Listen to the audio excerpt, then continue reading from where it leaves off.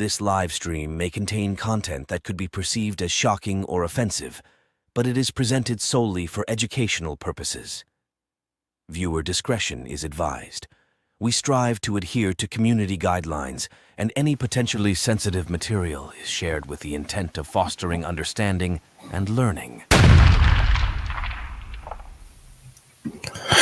Yo, what's going on, guys? It's your boy, Atypical Security Guard. I want to welcome you to today's stream. Today is Tuesday. I'm off, and I have some time to address this. So what are we talking about? It's going to be called Learning the Hard Way. Security guard subscriber arrested. You know that we have amassed about 10,000 subscribers, people that are a part of this community. Many of them security guards, working security officers, people who are actually in the field. And I cannot tell you guys how much I appreciate you being a part of this platform, giving me an opportunity to share my advice with you, my outlooks, my feelings. That said, I'm often put into this weird position of, number one,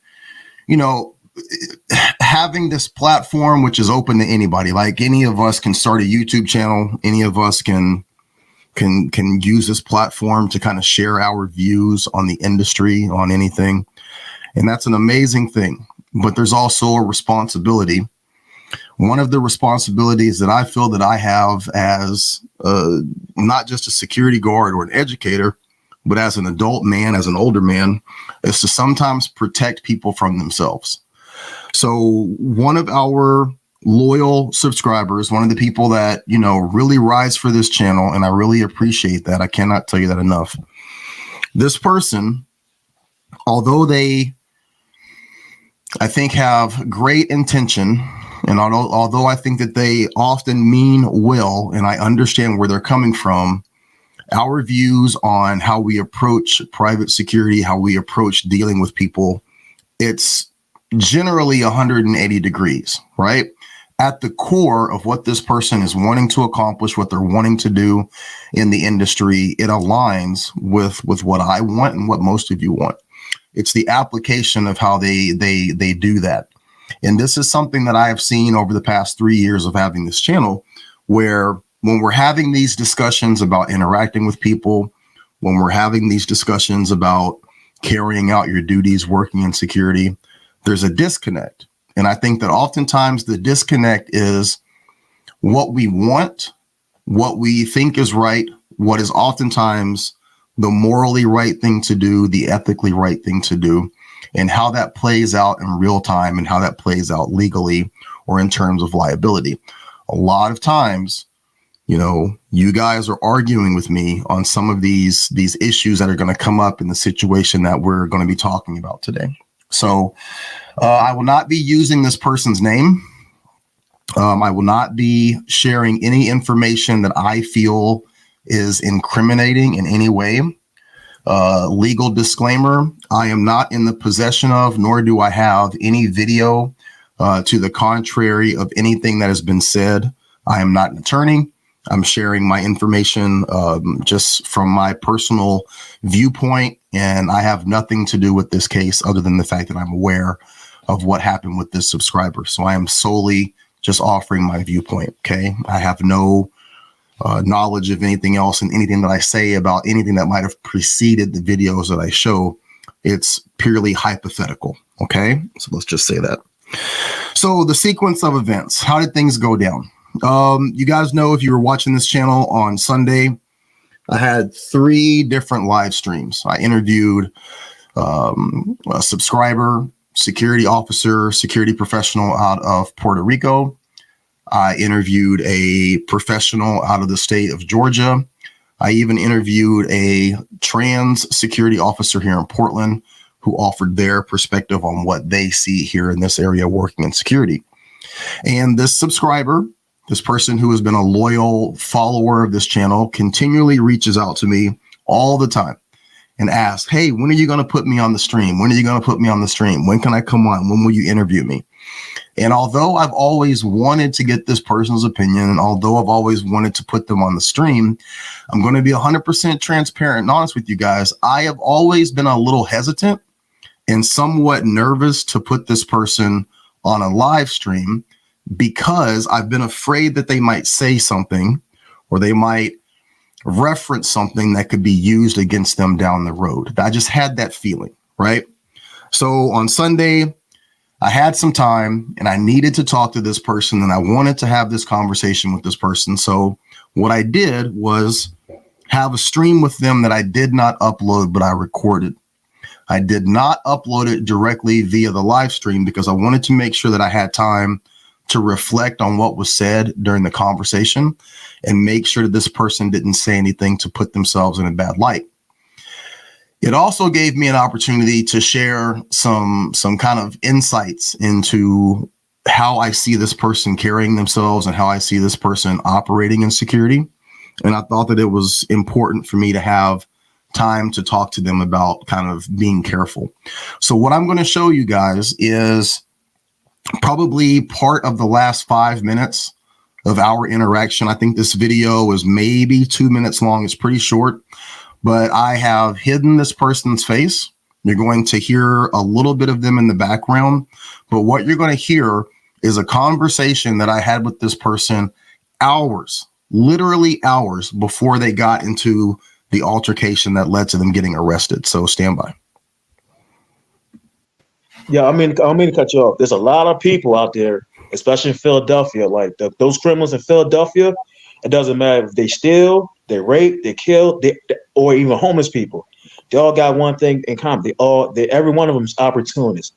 If they detect your weakness, like you're gonna be in trouble. You are. I hear where you're coming from. I've lived there, so I know. You know what I mean? I'm no stranger to what you're experiencing and what you're going through. I think that you have a lot of passion. I think that you have a good heart. At the root of what you're saying is that you don't want to be a victim, number one. And number two, you don't want other people to be victimized. I think that if I had any advice to you, I would say to think very long and hard about whether or not the sacrifice that you would be making to stand on that, to really stand on that. And I'm not telling you not to, man. You're a grown man. You know what I mean? Right. And I respect your position. I respect your passion. I respect how you look at this industry. But I just caution you to not allow yourself to be the sacrificial lamb, because you can stand in that gap and you can be the guy that gets the product back. You can be the guy that doesn't take shit, that doesn't back down. Mm-hmm. At the end of the day, you're going to also be the guy that's going to either end up in prison or the guy that ends up getting shot and killed, or you have to shoot and kill someone. And neither one of those three things, you in prison, you shot and killed, or you shooting to kill someone, neither of those are productive, in my opinion, other than the fact that you would be defending yourself. I want you to do everything in your power to do all of the good that you want to do, but do it in the guise of legality and ethically right. Because if you don't, you're going to pay the price. And it's unfortunate, man, that we live in a society where you wanting to do the right thing and you wanting to help people could be construed as you going too far or operating outside the scope of your work. And I hate that for you. You know what I mean? Because you do seem to have the right desire from me talking to you and the things that you've told me and the things that I've seen of you. Your heart's in the right place. I just think that you have to have a little bit more control. Oh, brother. That's something I have to deal with too, man. So you can see right there in that small clip that, you know, my concern for him, my concern for maybe his desire to get overly involved, you know, it was there. I want to say before I bring up these next two videos, two things. Number one, we are extremely lucky in this situation that we're not having this live stream or this conversation where he has lost his life. You know, praise be to God. Nothing happened to the point to where he was harmed or he was killed. We're also extremely lucky to be in a situation that he did not kill someone or severely hurt or harm someone. I think that everything that happened, from what I'm aware of, it can be mitigated, but we could be having a completely different conversation today. And I think that's important for him to understand. It's important for everyone to understand. So my knowledge of what happened at this time when he goes to work is that he works in a hotel. Like a lot of places, there are, homeless people, vagrants, people that are not supposed to be in the location. From what I was told, or what I think allegedly could have happened, is that he was contacted and told to remove someone from the property. After he makes contact with the person and he goes to remove this person, there is a verbal altercation where things become heated. The conversation spills out into the parking lot, becomes an argument, a back and forth. The homeless person then leaves the property. And as they leave the property, the security guard follows behind them. I'm assuming hypothetically, I'm saying this for certain reasons, that they end up approximately a block away from the location. There's some sort of exchange where the homeless person produces a pipe, allegedly. There's a back and forth of argument. The pipe is then allegedly thrown at the security guard. At this point, or sometime in this vicinity of this action, a taser is produced and a taser is deployed, potentially when the homeless person is retreating. Okay. From there, there's a secondary back and forth, and then hypothetically, allegedly, the security guard returns back to property. So when the security guard returns back to property, the homeless person, hypothetically or allegedly, goes and contacts the police and says, hey, I had this interaction with this security guard. As I was retreating and leaving, this person hypothetically fired a taser at me. Okay. So that is the rundown of the events as much as I potentially could know. The body camera that the security guard was wearing was running, at least to my knowledge, clearly I have the video, when the police officers arrive at the location. So there's no video that I have any contact with or any knowledge of the incident between the security guard and the subject that I will be showing today. But I do have the video of the interaction between the security guard and the police officers when he is arrested. Okay. So let's bring that into the stream. Stand by. In his hand. So. On this one. Yeah, on that long right there. But you tased him a block away. Correct. Correct. He left. He vacated your premise. And you continued. You don't think that's an aggravated assault? It is. It is. 100%. You're only here to protect this premise. That guy can motherfuck you from here till next Tuesday. That is not, there's no grounds for tasing somebody for that. Zero. You're no longer in jeopardy when he's leaving. You have your 235 card? Yeah. So for anybody that doesn't know, a 235 card is a lethal weapons permit, which allows you to work armed in the state of Pennsylvania. How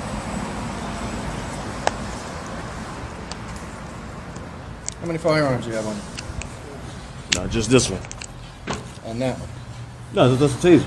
That's not a gun, that's a taser. This is what you hit him with? Yeah, that's it. That's crazy. You gotta do what you gotta do, officer. Was this triple retention?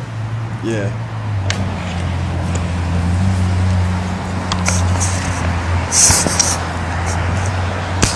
You have your driver's license on your thing? Yeah, I got that too. That's crazy.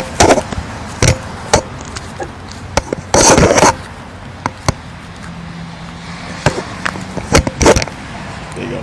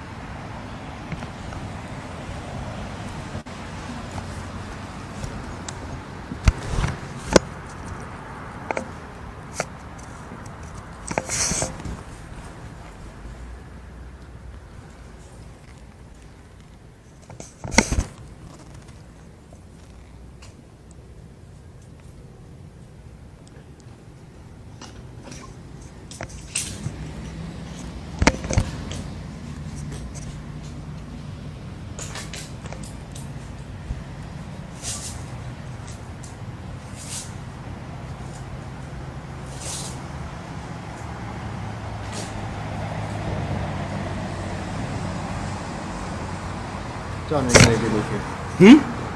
Tell him you're going to need relief here. I don't know. That's a good question to find out. Oh.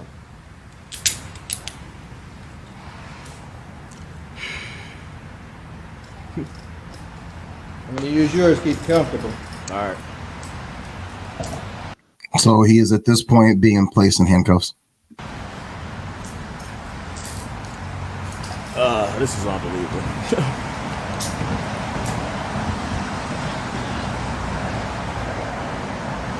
Put the phone in, all right? All right. Appreciate it.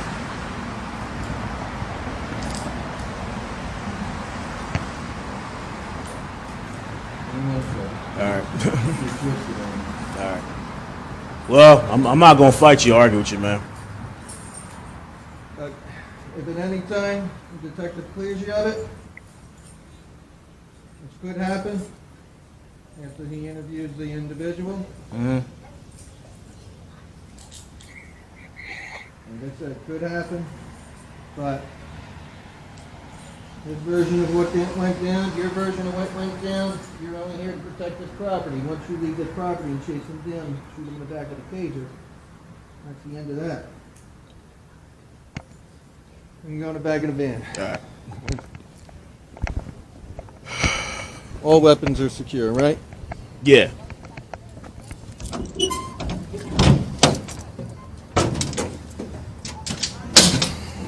All right. How we do this? Just watch your head. All right. Duck down, step up. Duck down. Oh shit. I'm a big guy now. Hold on. I know. That's why you're in the van and not my car. All right. Breathe. Don't. Well, it's the first time I ever got handcuffs, man. What do we got in this pocket? Notepad? All right.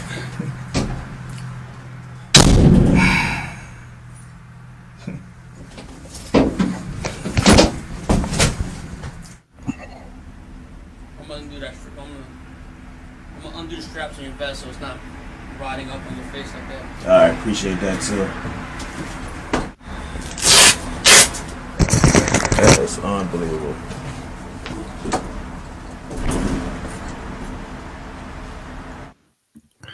So at this point, our subscriber is in the back of the paddy wagon, basically. He is essentially under arrest. There's a second video that I'm going to show you guys here in a second. But before we get to that second video, let's talk a little bit about some of the important issues. Important takeaways, right?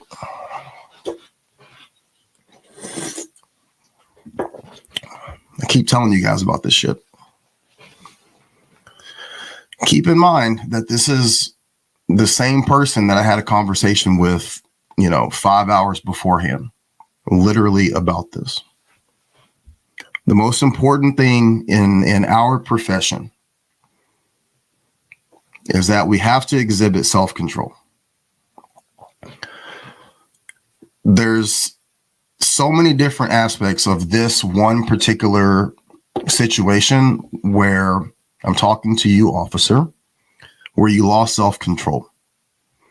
The self-control in the initial hypothetical contact with the subject, the allowance of your anger, your rage, your frustrations about whatever this person was saying, hypothetically, whatever they were doing, how they were coming at you. And I've told all of you that I get it more than probably most people. I'm a very proud man. I'm a very proud Black man. I do not appreciate being called certain things. I don't appreciate being talked to out of my name.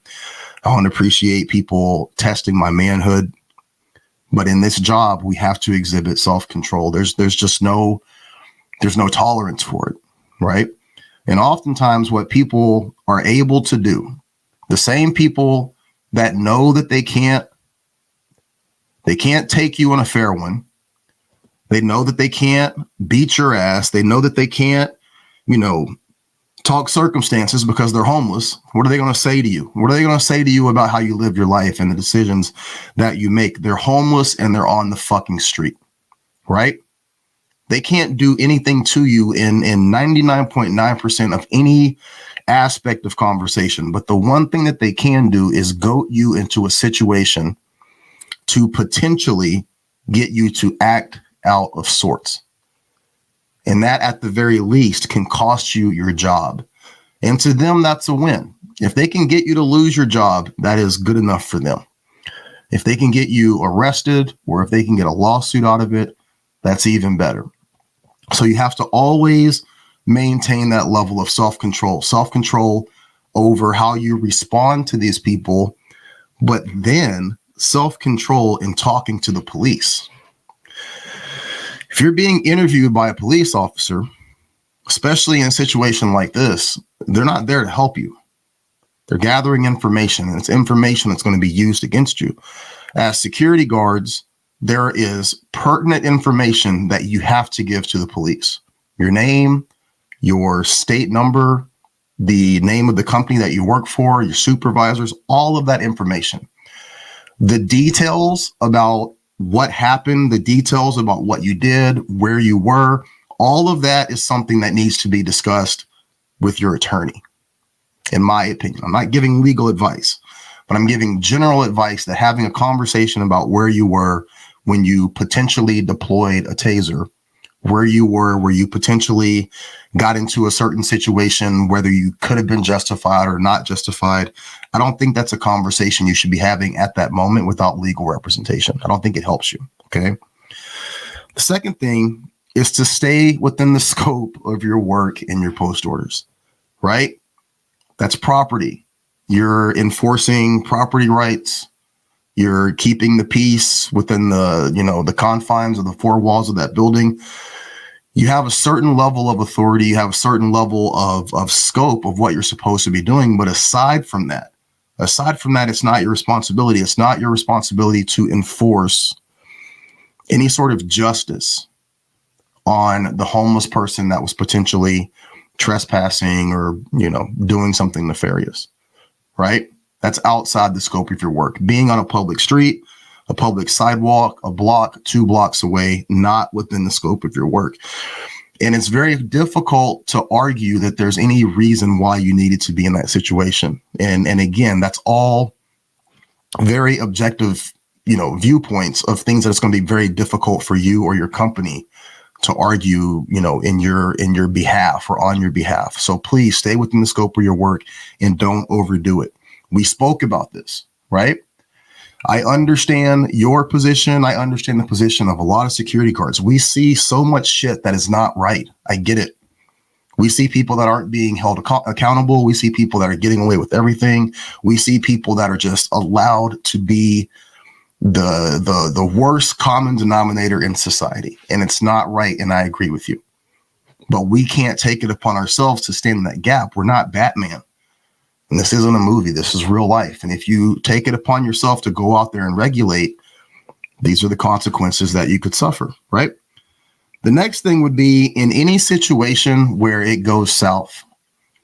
If you have gotten into a hands-on incident, if you've gotten into an incident definitely where a weapon is produced, whether that's a non-lethal, less than lethal, lethal weapon, anything of that sort, you have to be the one to contact the police. Even if we're talking about an EDC situation, the first person to contact the police generally has the leg up in that situation.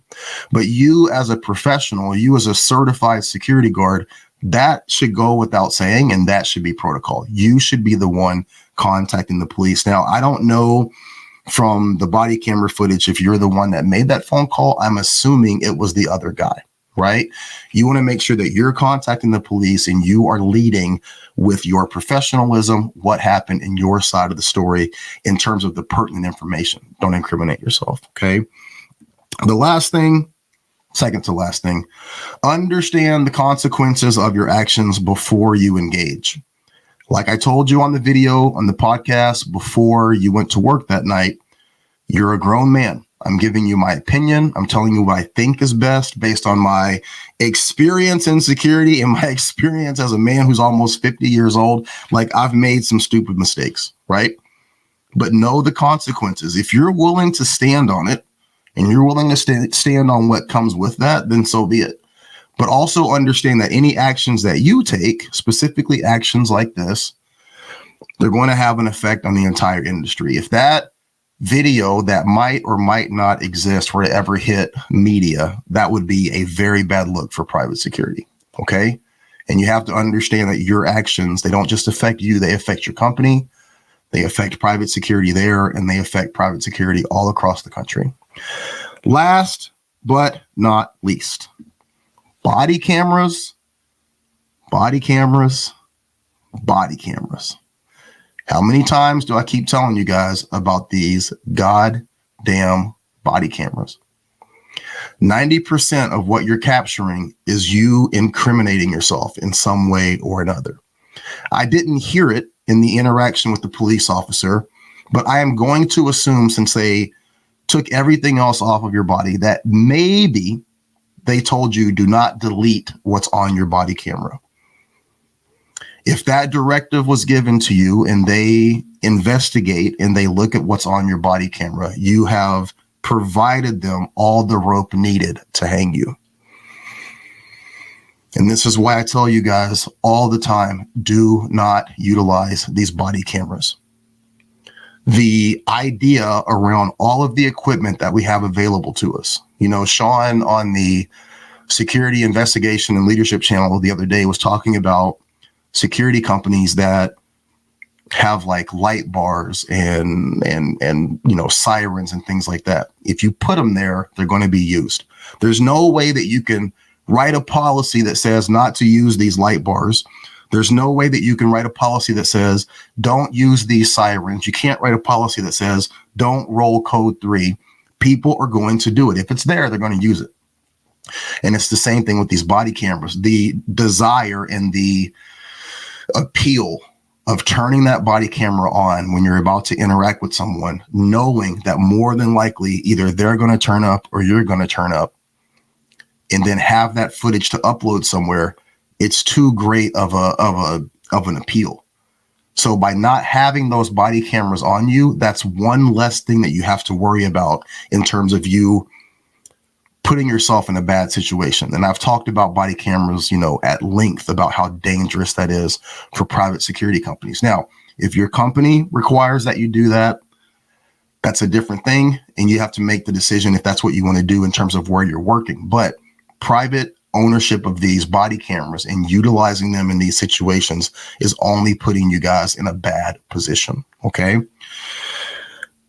That's my disclaimer. So I'm assuming you guys want to know how this all ends. Let me get some of these comments in here real quick. Someone says he's talking way too much. Yeah, definitely. Absolutely. This person says, and that's how it's going to play out in court. You chased him, you tased him in the back, you got revenge or something like that. It's not looking good for you, bro. Let's see here. Perception is reality. We are in a concierge with an outstanding defense. We are not ego driven. Someone says, but don't body cameras help for legal actions such as self-defense, shootings, etc.? They can, but you have to think about the incredible amount of restraint. And I've talked about this before. It's not that body cameras can't help you, because they can. In a security capacity, the problem that you run into, and I don't want to go down this road again, there's tons of videos of me talking about this and explaining this. The problem is that if you have the one video that exonerates you in a situation of self-defense, the other side is going to say, why do you have this video and not every other video, right? So I'm not vehemently against body cameras if they're issued via your company, if it's something that's in your post orders, if you're trained on it, there's a chain of custody of that information. If you're utilizing it in that capacity, I don't have a problem with it. What I have a problem with is security guards in and of themselves getting their own body cameras and just wearing those for their own retention of information. There's a lot of gray area in terms of chain of custody, what you're taking videos of, why you're taking those videos, where you're storing them, a lot of problems. And again, I don't want to go down that road right now. That's what it says. It's hiding criminal activity. That's what cameras are made for. Taco says this dude has no chill. Have you watched? Okay, yeah, we're not doing that. Okay. All right. So let me pull up the video of how this all ended the other day. And I will tell you that the subscriber was ultimately released. Okay. By the grace of God. Okay. So let me show you what happens here. And I've cut a large section of this video out for time because he spends a lot of time in the back of this paddy wagon. In his hand. That's not it. This one.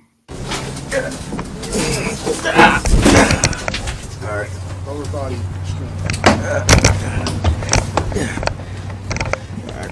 Thanks. Now,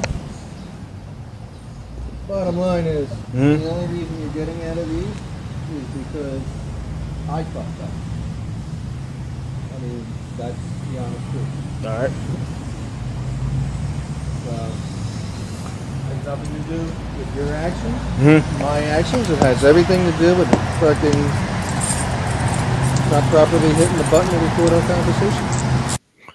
So let me remove this for a second. What the police officer informs him is that he's letting him go due to the fact that when he had the initial conversation, that first video where the police officer is interviewing him, he's saying that he forgot to turn his body camera on.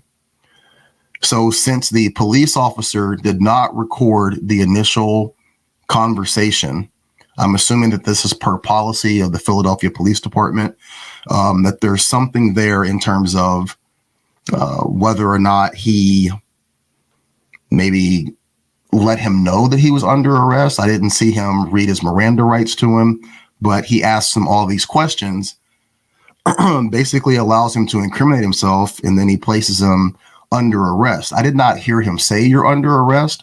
It could be construed that he is detaining him, but once you've put someone in handcuffs, you've put them in the back of a paddy wagon, that's essentially a de facto arrest. So I'm not an attorney. I don't want to go down that road or get too deep in the weeds, but the situation is that the officer is releasing him, and he's telling him that the reason why he's releasing him is because he did not have his body camera on during the initial conversation.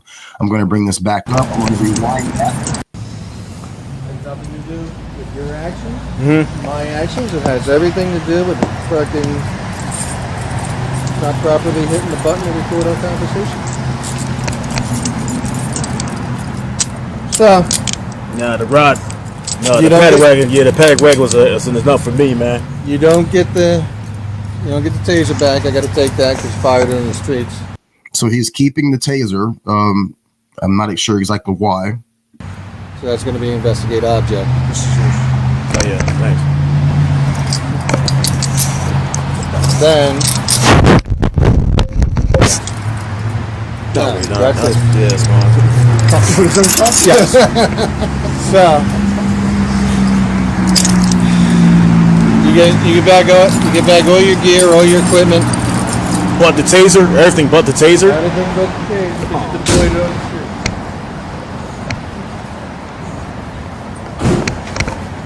Right there in the front. All right.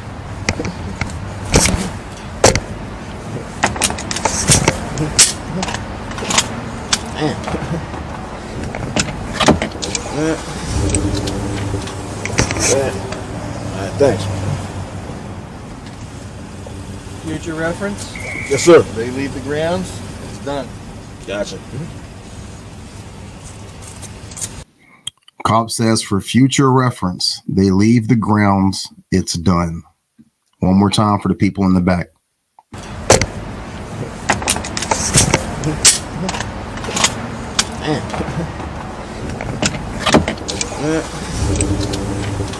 All right, thanks. Future reference. Yes, sir. They leave the grounds. It's done. Gotcha.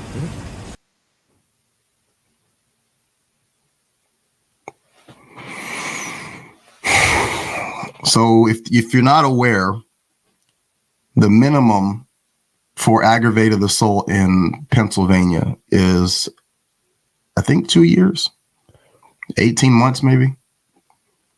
Maximum 10 years in prison.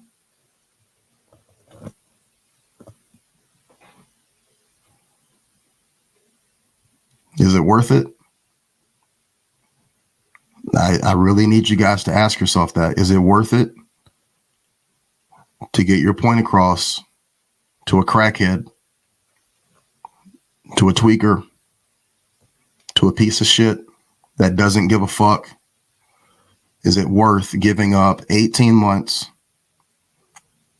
to potentially 10 years of your life to prove a point that if somebody fucks around, they're going to find out?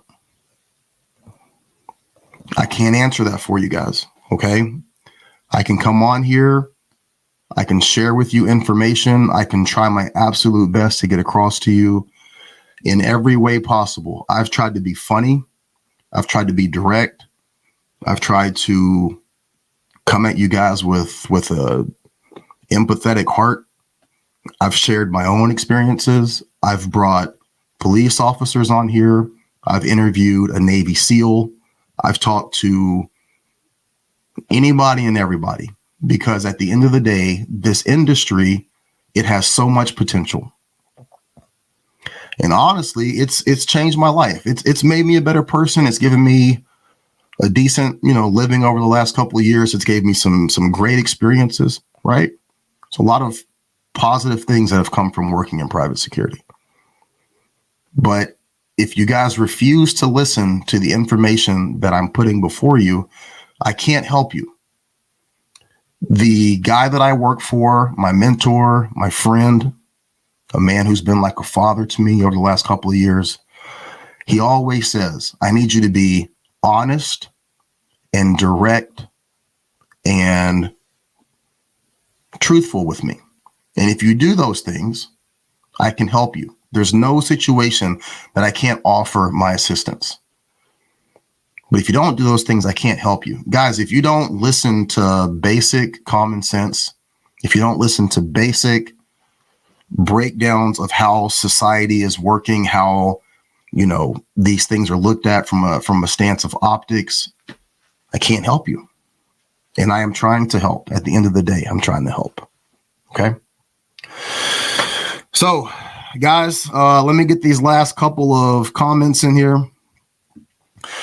Bro Morris says, I don't think he's keeping his job. He may want to start with unarmed security with the mainstream company and learn the ropes. Okay. Who is this? 88 Nickel. The service that you're doing on here is an absolute gift to anyone who will listen. Thank you for that, man. I really appreciate that. That officer saved his butt. He did him a favor out of professional courtesy. Yeah. I don't know. I don't know what the circumstances are around that release. Could have been anything, but definitely that's the hand of God. You know what I mean? If you're not a believer, if you're not a Christian, if you're not a believer, after that, I don't know what to tell you, bro. I would be on my knees praying and thanking God right now that he intervened. I think that's a great place to leave it. Okay. All right, guys, that's the breakdown. That's the information. And to that officer, dude, I'm pulling for you. I'm hopeful that this is a learning lesson. I'm hopeful that you take the criticism that I have given and any criticism that people have put on here. I hope that you take it with the intention that we're giving it. You are a brother. You are a fellow security officer, and we are not in any way trying to tear you down. We're thankful that you're alive. We're thankful that you didn't put yourself in a situation that you weren't able to come back from. And we're very thankful that you're sitting at home with your family. But I hope that you take any criticism that I've given or that anybody else has given and you make some changes. Okay. You don't always get two get out of jail free cards. Okay. All right, guys, that's what I got for you.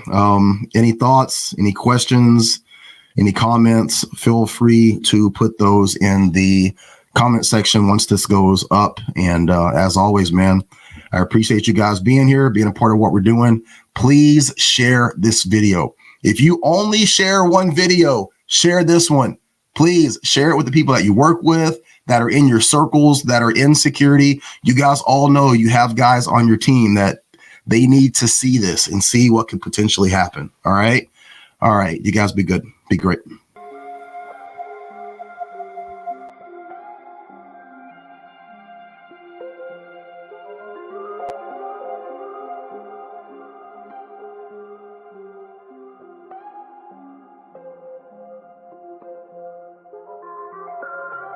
Well, I got money.